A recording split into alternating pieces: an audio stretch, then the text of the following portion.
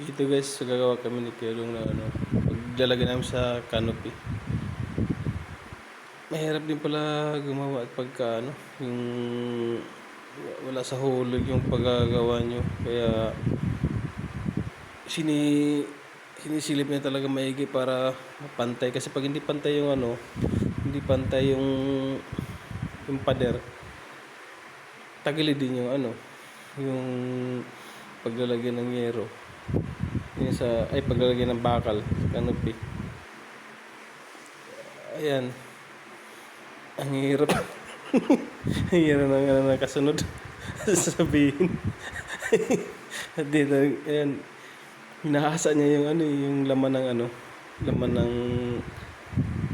niya, barena kasi minsan dumudulas lang kaya kailangan niyang hasain muna para tuloy-tuloy ang gawa niya.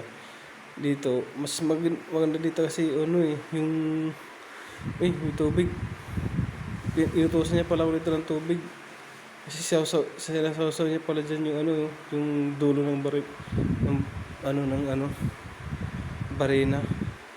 Yung talim para daw hindi mabali, tsaka hindi umiinit.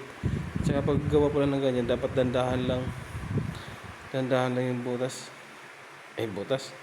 Dandahan lang yung diin kasi may pala na mabali. Pagkatapos ng maliit, bubutasan din pala ng yan, malaki. Yan pinapalitan niya ng malaki. Yung laki ng yan, yung bala na yan. Ayan, kasi pag diniretso pala malaki yan, hindi pala mabubutas. Sabi niya, hindi mabubutas yan. Yan, malapit na matapos. Yung ilang apat lang naman yan. Tapos baliktaran na yung butas yan. Kaya pagkatapos, tapos na.